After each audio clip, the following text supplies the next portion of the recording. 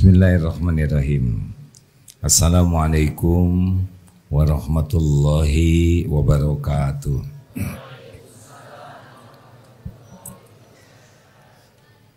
Alhamdulillah, alhamdulillahi rabbil alamin. Segala puja dan puji hanya milik Allah yang maha menyaksikan, maha mendengar, maha mengetahui setiap pikiran, isi hati, menyaksikan apapun yang kita lakukan, tidak ada yang tersembunyi. Allah tahu keinginan kita, Allah tahu keperluan kita, Allah maha tahu apa yang terbaik bagi kita. Segala puji bagi Allah yang menciptakan kita, mengurus diri kita setiap saat. Tidak ada sekejap pun kita lepas dari karunia Allah.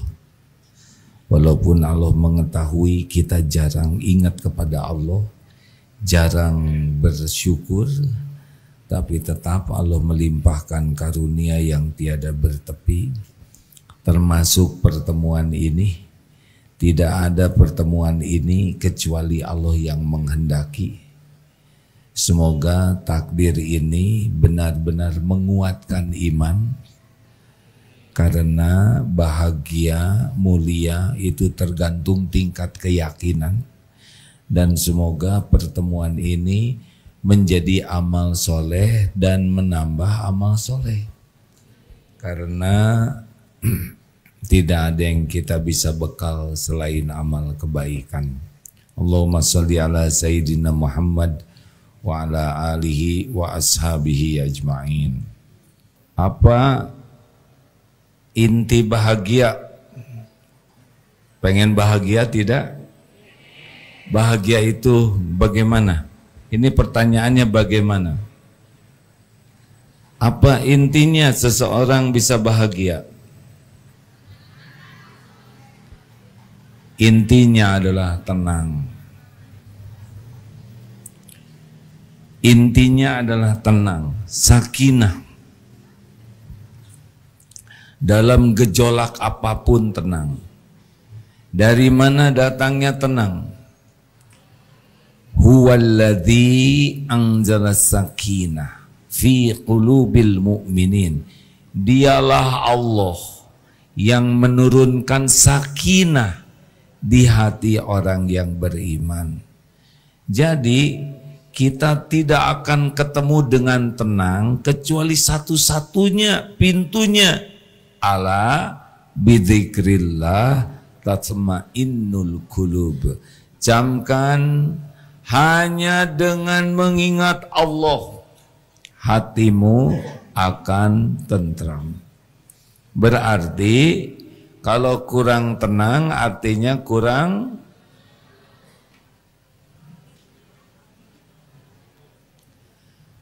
zikir, kurang ingat Allah. Ingat Allah ada yang selewat, ingat Allah ada yang sungguh-sungguh, dan ingat Allah ada yang yakin. Makanya orang yang paling bahagia, paling tenang, paling ajeg, paling baik akhlaknya adalah yang paling yakin kepada Allah. Gini kalau dirumuskan balik lagi ya, mengapa Rasul diutus ke bumi? Innama bu'itstu liutammima makarimal akhlak. Sesungguhnya hamba diutus hanyalah untuk menyempurnakan kemuliaan akhlak. Jadi itu ada orang baik ke orang, itu orang tidak Islam tapi jujur. Itu ada orang tidak Islam, bahkan ateis tapi penyayang binatang. Itu belum termasuk akhlakul karimah.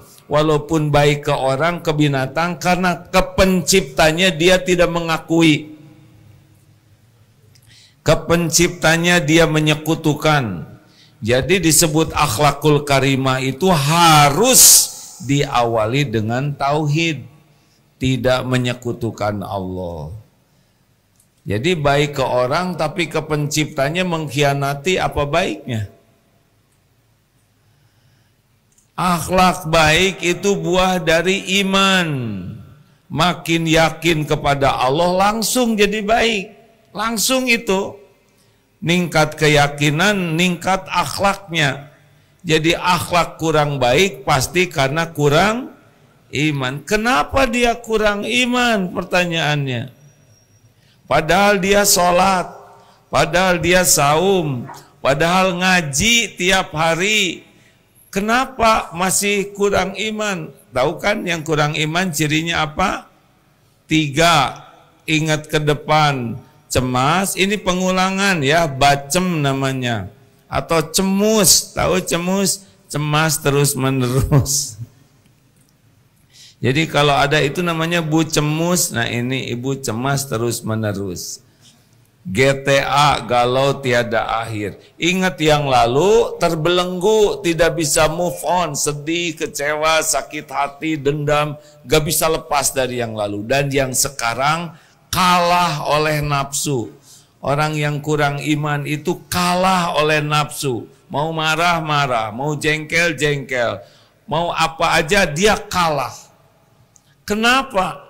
Begini penyebab utamanya, padahal dia sholat saum.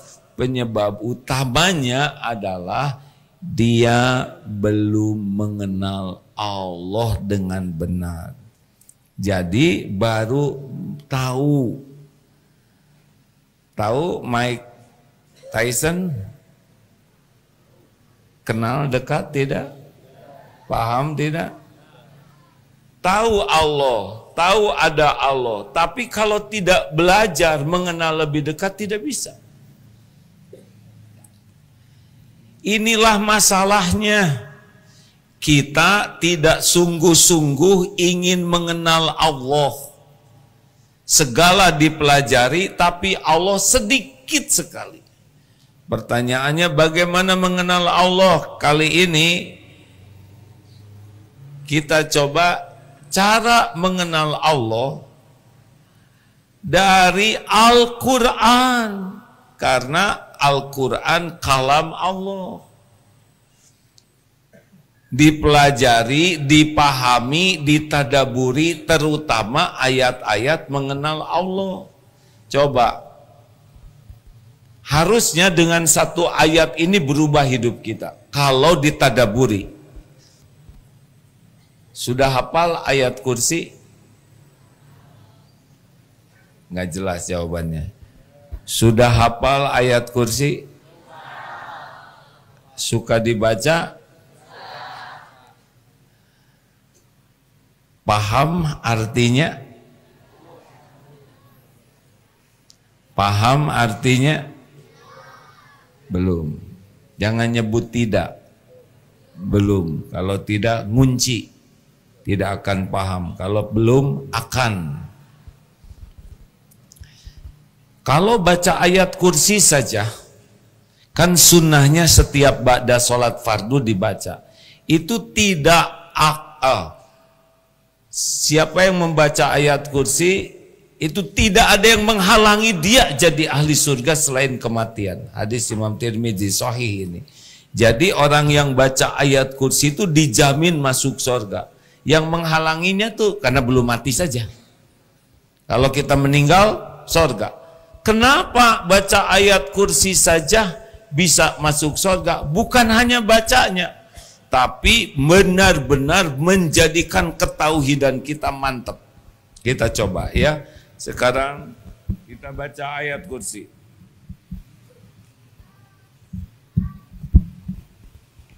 Dan apa hikmahnya dalam kehidupan kita? Karena ayat kursi adalah ayat yang paling mulia.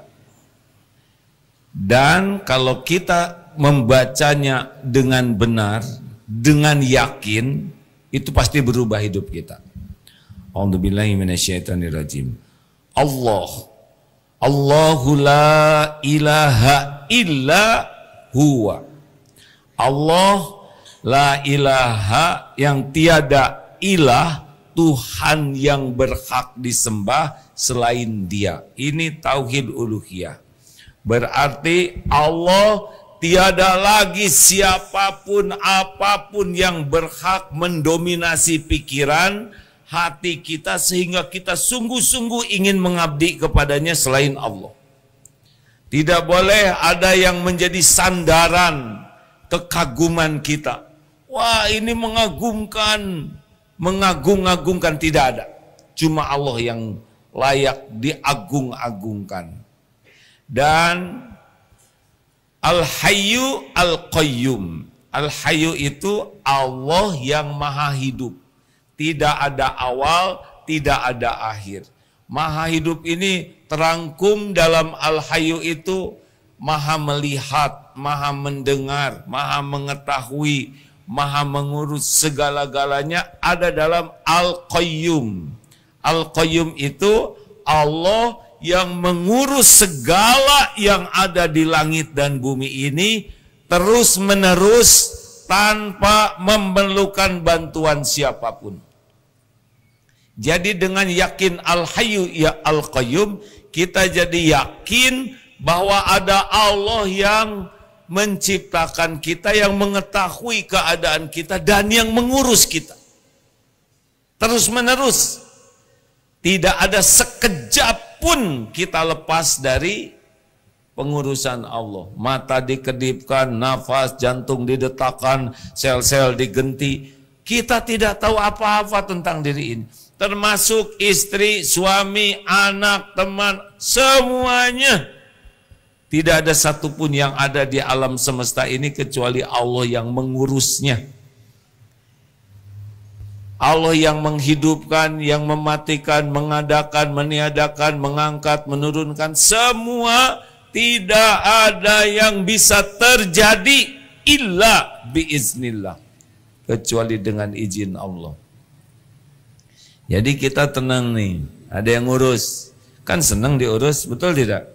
Dan yang ngurusnya yang maha baik, yang ngurusnya yang maha tahu segala-galanya, yang ngurusnya yang maha kuasa atas segala-galanya.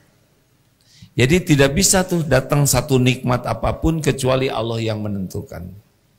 Dan tidak bisa kita ketimpa musibah apapun kecuali dengan izin Allah. Ini tubuh kita boro-boro ngurus, tahu juga tidak tubuh ini. Ibu-ibu dulu pernah TK kecil atau segede ini? Kalau langsung sebesar ini takut teman-teman yang lainnya. Dulu SMA, kenapa sekarang jadi begini? Tolong dijawab kenapa? Kelihatan agak menua ya? Sudah memeot belum? Kenapa? Karena tubuh ini bukan milik kita. Kalau milik kita pasti maunya muda terus. Tidak bisa. Ini milik Allah. Sama yang lain juga. Semuanya. Semuanya. Nyamuk, semut, gajah, kuman. Semuanya ciptaan Allah. Semuanya milik Allah. Semuanya diurus oleh Allah. Jadi kalau kita lihat tayangan ada singa makan kambing misalkan ya memang sudah rezeki singa. Kita tidak bisa menyebut kasihan, ya memang begitulah Allah ngasih makan makhluk-makhluknya. Sama, berapa banyak kambing yang dimakan saudara, ya kan?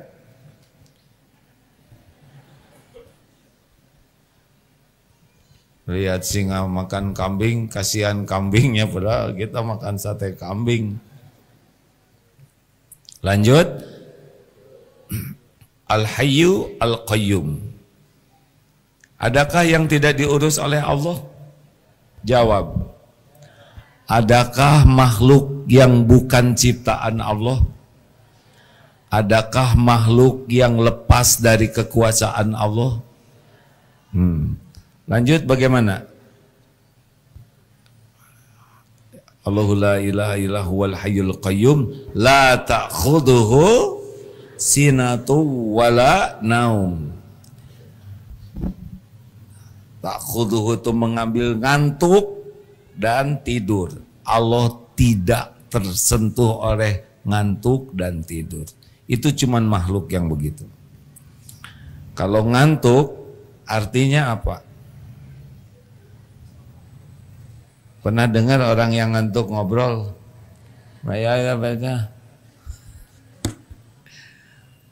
Orang yang ngantuk itu penampilannya aja jelek, betul tidak? Yang ngantuk ngobrol coba, memalukan sekali, nggak keren ngantuk tubuh. Nyetir sambil ngantuk, apa hasilnya? Tabrakan. Alam semesta ini diurus oleh Allah. Allah tidak ada tersentuh ngantuk sedikit pun dan tidak tertidur. Tidak ada lalai sekejap pun Allah mengurus segala-galanya. Jadi jangan takut, semuanya Allah udah tahu, tidak lalai, semua diurus dengan cermat, tidak ada yang tertukar, tidak ada yang meleset, kayak duduk begini nih ya. Ini nggak akan ketukar-tukar rezeki tuh, enggak. Jodoh juga tidak ketukar-tukar. Pas mau ngedoa sebelah sana kamu sana, kenapa? Ini saya lagi doa jodoh nih, takut pindah ke kamu, enggak mungkin. Ini rezeki nggak ketukar-tukar Pak. Demi Allah tidak ketukar-tukar. Apa yang Allah tetapkan untuk Bapak ketemu. Apa yang Allah tidak tetapkan tidak ketemu. Apa yang Allah lapangkan lampang. Apa yang Allah sempitkan sempit. Apa yang Allah mudahkan mudah. Apa Allah yang susahkan susah. Tidak ada satupun urusan kecuali dengan izin Allah. Ini kalau yakin. Jadi Allah tahu nggak ada masalah di keluarga kita? Tahu. Allah tahu ibu sama suami lagi ribut makanya ikut ke sini. Astagfirullah. Buruk sangka itu ya. Daripada pusing di rumah mending pengajian ke Darut Tauhid katanya. Padahal penceramahnya juga banyak masalah.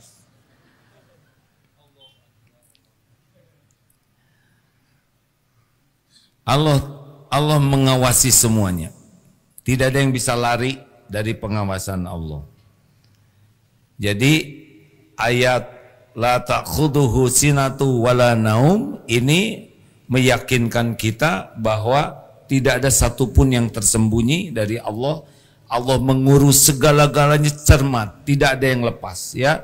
Ini anak-anak kecil ini mutlak ciptaan Allah, Allah yang mengurus. Orang tua ya diberi ilmu sedikit saja, tapi selebihnya Allah yang mengurus. La ta'khudhuhu sinatu wala naum. Jadi jangan merasa sendiri ya kalau kita lagi ada masalah, ada kesulitan. Aduh gimana ya, Allah tahu kesulitan kita, Allah tahu masalah kita. Bagaimana Allah tidak tahu, sedangkan masalah itu terjadi biiznillah, dengan izin Allah. Jadi tidak boleh merasa sendiri. Lahu ma fis samawati wa ma fil ardh. Milik Allah semua yang ada di langit dan di bumi. Enak sekali ya. Tidak ada orang kaya yang asli, tidak ada. Manusia tidak punya apa-apa, semuanya milik Allah. Tubuh ini bukan milik kita. Orang kaya itu, yang kata kita orang kaya, sebetulnya kekayaan yang diaku-akunya itu adalah milik Allah. Dan Allah yang menetapkan dia punya kekayaan. Jadi bukan karena kerja keras, kerja cerdas, kerja hebat. Oh enggak. Karena Allah mau aja sebagai ujian. Jadi kalau sudah tahu ayat kursi, kita tidak akan kagum kepada orang kaya, tidak merendahkan juga, jangan ketemu orang kaya, cuma milik Allah, enggak gitu, itu iri namanya, diam. Tidak untuk meremehkan, tidak untuk menjadi bahan komentar, tapi keyakinan di sini ini milik Allah. Jadi kalau lihat kekayaan jangan terbayang, bagus banyak. Bayangkan juga hisabnya nanti di hadapan Allah.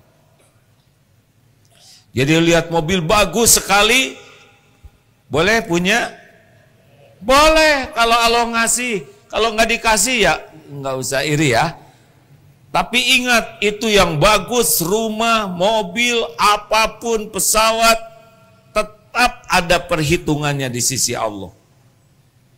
Nah kalau udah ingat hisab, rada-rada kurang nepsong, ya kan? Ibu mau tidak dikasih rumah yang luasnya 2 kali lapangan sepak bola? Tapi ibu tidak punya pembantu. Ngepelnya repot, Bu. Bisa encok. Jadi rumah ibu yang mana yang paling cocok buat ibu? Yang mana? Rumah yang ada. Itu cocok. Mau yang mana lagi? Yang ada disyukuri, itu jadi lapang. Yang luas tidak disyukuri jadi sempit. Bahagia itu adalah qanaah. Qanaah itu puas dengan apa yang Allah berikan. Itu puas. Qad aflaha man aslama wa ruziqa kafafan wa qana'ahullahu bima atah. Amat sangat bahagia, beruntung orang Islam cukup rezekinya dan puas dengan apa yang Allah berikan. Jadi semua ini milik Allah. Bisa dibawa mati tidak? Orang kaya korun bawa apa? Coba nanti lihat teman-teman yang kaya raya, misalkan punya perusahaan pabrik semen, lihat dicor enggak? Mau dicor Pak, kenang-kenangan pakai ember kepalanya, enggak mau. Pengusaha apa sih? Batu bara, coba lihat di kuburnya pakai tongkang tidak? Tidak. Dokter misalkan meninggalnya bawa suntikan, enggak dibawa. Ngaku-ngaku saja. Sama geger kalong juga ini. Sudah banyak orang hidup di sini. Dulu ini milik Pak Fulan, kemudian milik ini, tapi sekarang ini jadi milik Allah, jadi tanah wakaf. Jangan kagum kepada dunia, ya, karena semuanya milik Allah, dibagikan oleh Allah sesuka Allah sebagai ujian, baru nikmat kalau dia bersyukur. Bagaimana yang sedikit, banyak sedikit sama, yaitu ujian. Banyak syukur, sukses, sedikit sabar, sukses. Jadi jangan minta-minta kepada selain Allah, karena semuanya milik Allah.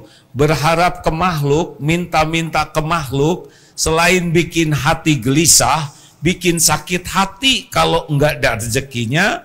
Kalau kita dapat rezekinya, jadi turun kita derajatnya.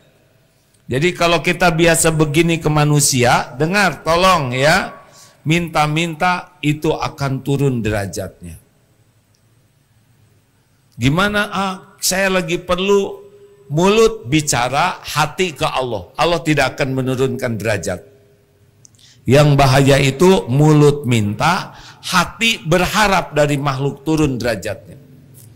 Kalau mulut pinjam, mulut minta, hati yakin ke Allah, Allah akan menjaga kehormatannya.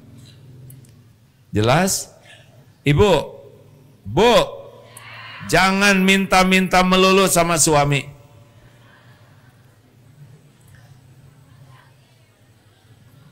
Tuh kan, melawan, ya kan?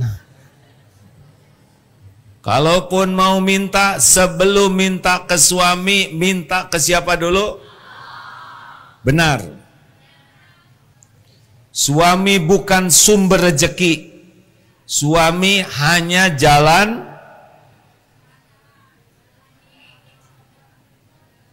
Gini ya Bu, kalau belum yakin gak usah maksain ngejawab. Suami itu hanya jalan sebagian rizki, bukan seluruhnya. Tidak lewat suami, terserah Allah mau lewat siapa saja. Minta ke suami sesudah minta ke Allah. Ya Allah, saya mohon rezeki darimu. Semoga suami saya jadi jalan rezekimu. Pak ada rezeki, aduh Bu lagi nggak ada, tenang Pak. Allah maha mendengar obrolan ini. Allah tahu Bapak menyembunyikan di mana. Nggak usah ngomong gitu. Kan ada beberapa suami yang pusing karena istrinya pandai mencari uang, disembunyikan di mana aja ketemu katanya. Mau punya suami pandai, mau punya istri pandai mencari uang? Suami nggak usah pelit. Sebaik-baik sedekah buat istrinya. Berkurang tidak rezeki dengan sedekah? Mana qasat shadaqatun min mal. Tidak akan berkurang rezeki dengan sedekah. Jebet-jebet saja. Kasih saja. Kalau ada, ya.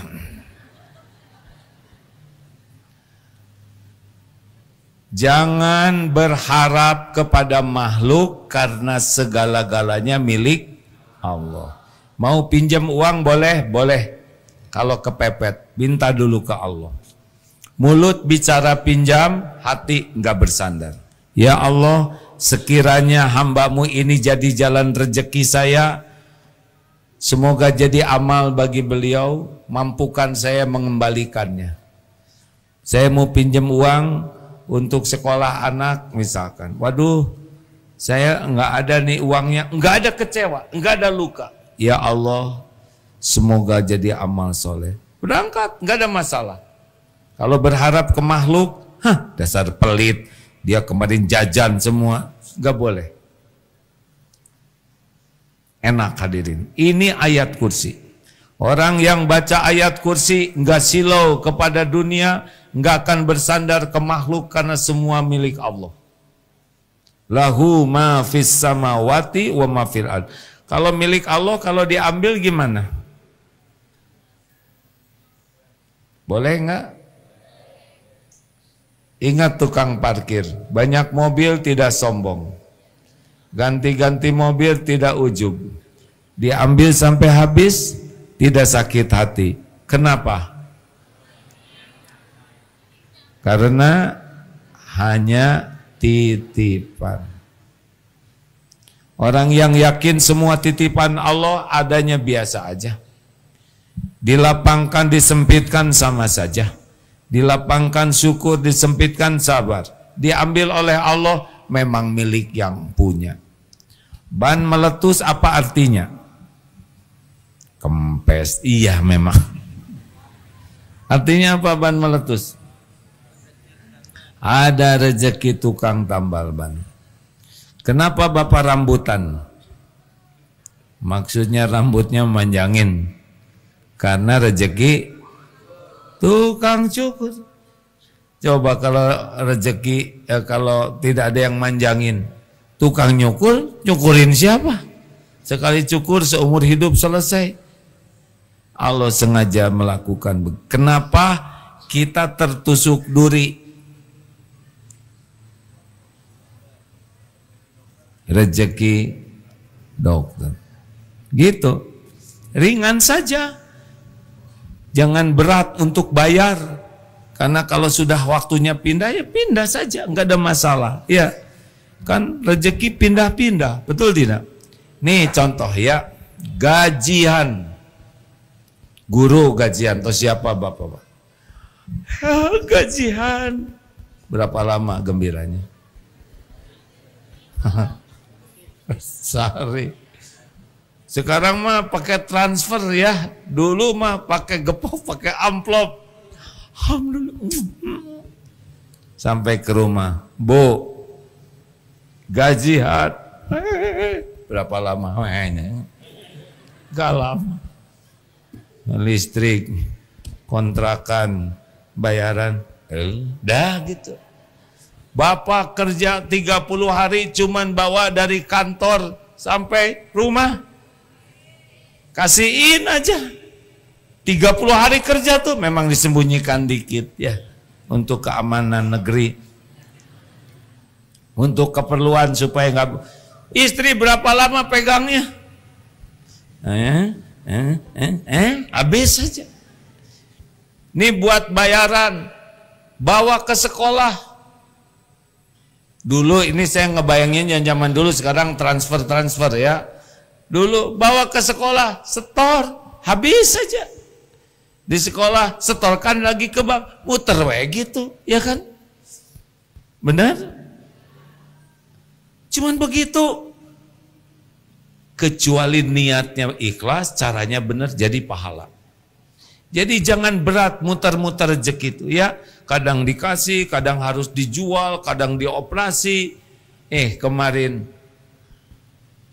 ada seorang hamba anak-anak di keteknya, katanya bulu keteknya miring tumbuhnya.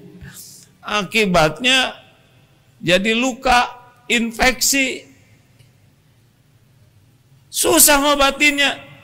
Dioperasi bulu ketek 29 juta.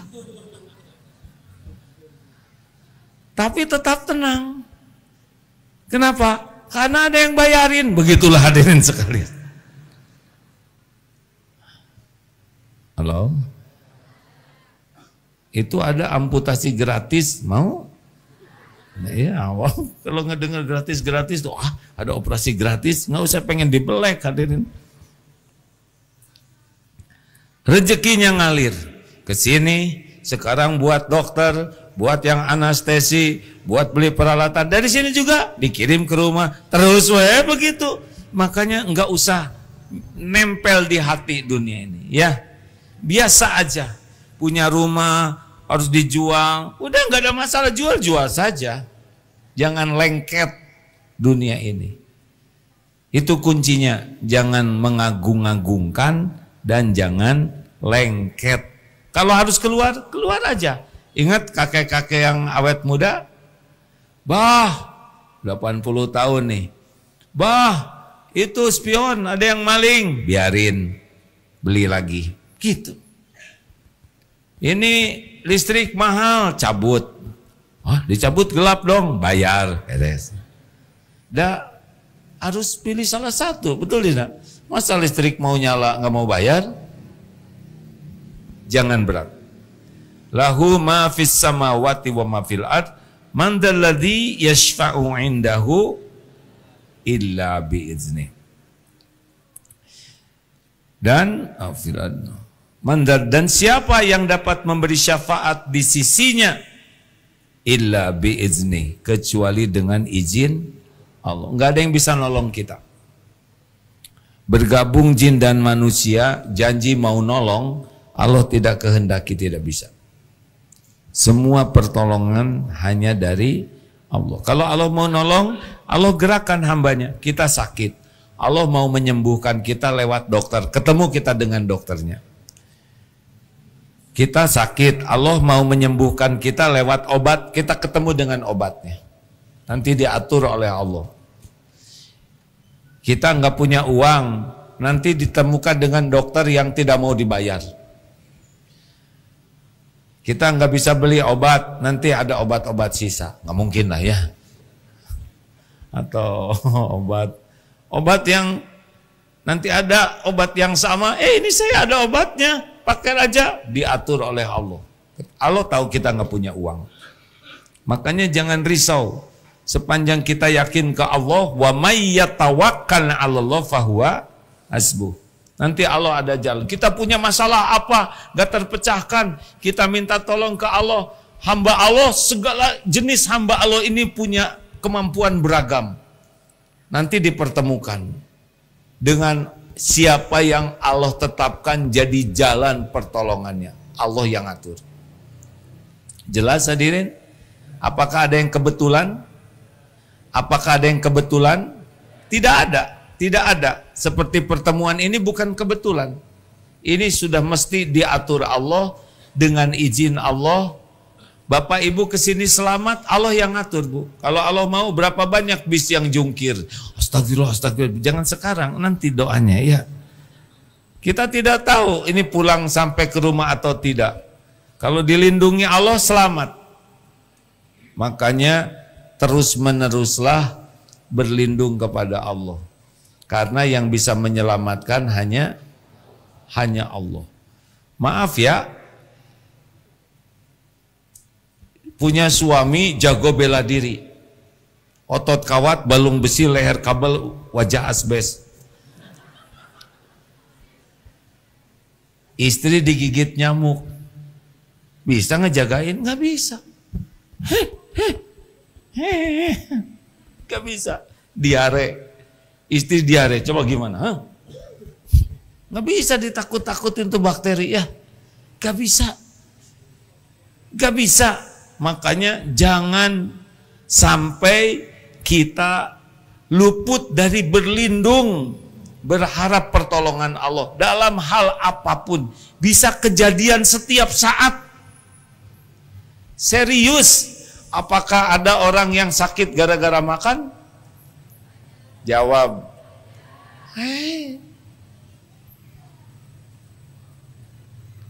semalam anak jam 3 kesakitan telinganya. Sesudah diusahakan, tadi dibawa ke dokter, sesudah diteropong, ternyata ada peradangan di sini akibat pilek. Virus. Apa yang bisa dilakukan bapaknya di sini? Gak bisa. Virus itu milik Allah. Bayangkan dari sering bersin-bersin, dari flu, ternyata bisa ke telinga. Gimana? Apa yang bisa kita lakukan? Kan? Tapi kalau waktunya Allah menolong, terilhamkan untuk ada obat, kemudian berobat, datang ke dokter, dokter tahu alhamdulillah ada saat jalannya. Ini semua biiznillah. Jadi jangan mengatakan, waduh itu dokter itu luar biasa, baru saya telepon udah sembuh. Gak mungkin. Baru daftar udah sehat, itu mah takut bayar ya kan. Jangan ada yang mengatakan ini obat luar biasa, menyembuhkan. Tidak ada. Tidak ada obat yang menyembuhkan, tidak ada dokter atau ahli apapun yang menyembuhkan illa biiznillah. Jelas hadirin? Ini ayat kursi nih membuat kita tidak bersandar ke siapapun, minta tolongnya cuman kepada Allah.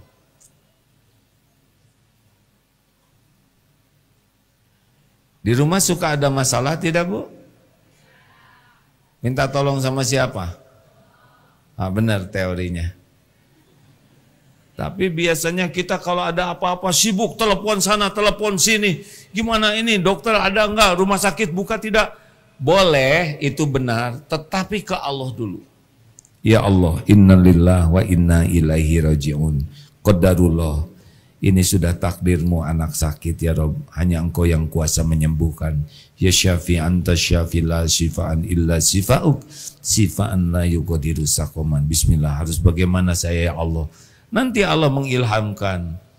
Telepon ke sana, ada relasi ini, atau kepikir, oh obatnya ada di sana. Nanti Allah yang akan mengatur. Asal ke Allah dulu, sah jadi amal soleh. Biasanya tidak ke Allah. Itu jadi tidak lulus ujiannya. Sudah cukup? Sudah tamat belum ayat kursinya? Mandaliyah semuanya. Ya'lamu ma baina aidihim wa ma khalfahum. Allah mengetahui, dia mengetahui apa yang ada di depan dan yang di belakang. Yang belum terjadi dan yang akan terjadi. Yang sudah terjadi, juga yang sedang terjadi. Jadi Allah tahu semuanya. Allah tahu, kita tidak tahu nih. Nanti jam 5 ada apa yang terjadi tidak tahu. Turun dari sini apa yang terjadi tidak tahu. Tapi Allah Maha tahu. Makanya kita harus berdoa supaya dipindahkan takdirnya dari satu takdir ke takdir lain yang Allah janjikan bagi orang yang berdoa. Jelas hadirin sekalian? La yaruddu qada ila doa. Tidak ada yang bisa mengubah qada selain doa. Maksudnya begini, kalau kita doa, ini kan takdir udah banyak di depan. Kalau kita doa, bergerak ke takdir yang terbaik. Kalau tidak doa, ada takdirnya buat kita. Makanya zikir pagi dan petang. A'udzu bikalimatillahi tammati min syarri ma khalaq. Kenapa malam kok jadi banyak masalah? Ini belum lagi kegoda ini. Sangat boleh jadi ba'da asar tidak wirid. Karena kalau zikir ba'da asarnya benar, bagus, itu takdir bergerak tuh oleh Allah. Diubah oleh Allah yang maha tahu, yang janji menolong. Kalau kita doa ini bergerak ke takdir yang baik. Yang kalau kita tidak doa, rewel lah, ada kejadian ini, ada musibah itu. Tapi kita doa, dihilangkan oleh Allah. Hadiah bagi yang mengamalkan zikir-zikir. Makanya kalau ingin malam itu aman, zikirnya pasang. Karena ini bisa mengubah dari satu takdir. Kan Allah maha tahu apa yang bakal kejadian. Dan Allah sudah ngasih fasilitasnya. Di antaranya bismillahilladzi la yadurru ma'asmihi syai'un fil ard wala fis sama. Wa huwas samiul alim. A'udzu bikalimatillahi tammah min syarri ma khalaq. Itu sudah ada zikir-zikirnya, benar? Dipakai atau tidak? Kalau ingin malam enak, tidak riwet, tidak bertengkar, tidak ribet, bisa mengendalikan diri, bisa tidurnya enak, bisa tahajudnya bagus, pasanglah doa, wirid-wirid sore. Kalau ingin siangnya lancar, urusan ditolong, pasanglah zikir-zikir pada subuh. Dari sana cuman berapa? Setengah jam, 10 menit, tapi urusan kita ditata oleh Allah. Nih, mau pergi. Barang siapa yang keluar dari rumah berdoa bismillahi tawakkaltu 'alallahi la haula wala quwwata illa billah. Baca aja doa itu dengan yakin. Hudita wa kufita wa wukita. Ditunjuki, dicukupi, dilindungi. Sampai setan juga, tuh gimana nih nipu orang ini. Udah ditunjuki, dicukupi, dilindungi Allah. Itu setan sampai bicara begitu. Setan tuh setiap saat nipu kita untuk berbuat dosa dan maksiat. Baca doa itu. Allah tahu apa yang akan terjadi dan Allah kuasa memindahkan. Setan tinggal dibungkam saja oleh Allah, aman. Benar? Pertanyaannya, yakin tidak Allah tahu segala yang akan terjadi? Itu sebetulnya bukan pertanyaan, ya, yakin tidak hati kita. Tapi nggak apa-apa, jawab juga ya. Mudah-mudahan diijabah, yakin. Dah habis belum? Jadi jangan takut dengan yang belum terjadi. Takutlah kita tidak dilindungin Allah. Ada bedanya? Kita kan sering takut dengan yang belum terjadi. Sebetulnya bukan itu yang kita takuti. Takut Allah tidak ngelindungin kita. Gara-gara kita tidak berlindung. Gini-gini. Takut digigit anjing. Itu umum. Yang sebenarnya begini. Takut Allah mengizinkan anjing menggigit kita. Tadi di pojok sana katanya ada penampakan jin. Nggak usah takut Bu, bukan di sini ya. Santri ada yang berkata sampai 6 tadi. Satu merasa satu lagi ada yang merasa dipegang tangannya, perasaan ya. Satu lagi bercermin. Ternyata di belakang ada cermin. Kok ini bukan rambut saya katanya. Izin Allah bukan? Jin ciptaan siapa? Jin makhluk siapa? Dia mengganggu izin Allah bukan? Ada hikmahnya tidak? Takut jangan oleh jin. Yang benar. Hah?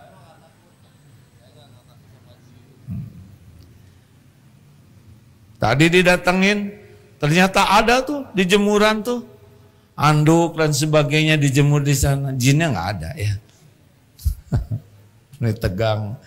Baca aja ayat kursi di sana. Kalau kurang baca Al-Baqarah terus saja. Allah kok yang menakdirkan kejadian itu, pasti ada hikmahnya. Ma asobba min musibatin illa biiznillah. Tidak ada satupun musibah yang menimpa kecuali dengan izin Allah. Wa may yu'min billah yahdi qalbah.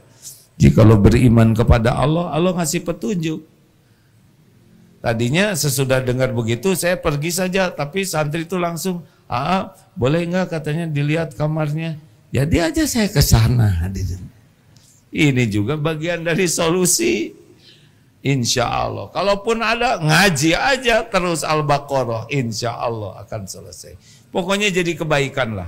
Ya, kalau kita gunakan keyakinan Allah yang menguasai, yang sudah terjadi dan yang belum terjadi, semuanya ada dalam kekuasaan Allah. Tidak akan terjadi tanpa izin Allah.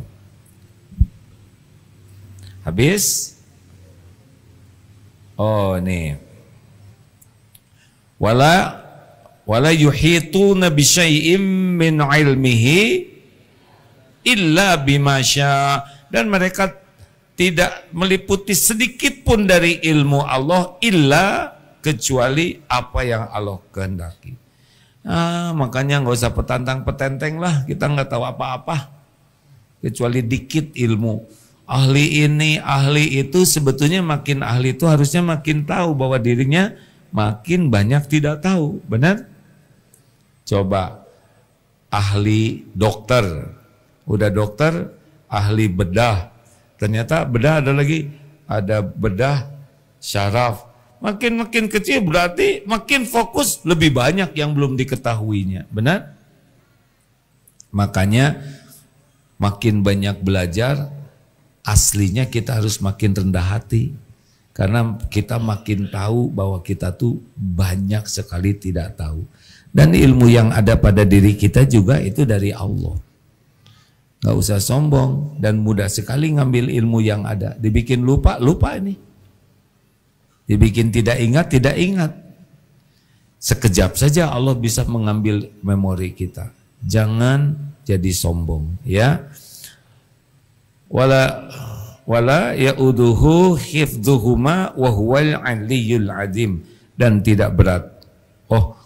Wasi'a kursiyyuhus samawati wal ard wala ya'uduhu hifdhuhuma wa huwal 'aliyyul 'azim. Kursi Allah itu kerajaan langit dan bumi milik Allah ini luasnya dahsyat, dan bagi Allah sama sekali tidak susah mengurus alam semesta ini. Kalau boleh nanti lihat di medsos itu tentang alam semesta. Lihatlah bumi kita tuh segede apa dibanding matahari kecil. Di galaksi Bima Sakti ini nggak ada apa-apanya bumi, nggak ada apa-apanya. Padahal di alam semesta begitu banyak Allah menciptakan segala-galanya. Allahu Akbar. Allah Maha Besar. Semua yang ada di jagat semesta ini dikuasai oleh Allah. Gak ada apa-apanya kita ini. Makanya kalau sholat ingin khusyuk, takbirnya yang benar. Allahu Akbar. Bayangin saja alam semesta ini ada dalam genggaman Allah. Maha besar. Kita gak ada apa-apanya. Dunia harta gak ada, bos gak ada apa-apanya. Yang kita takuti gak ada apa-apanya. Istri wil, yang lagi Allahu Akbar. Kalau yakin, dah.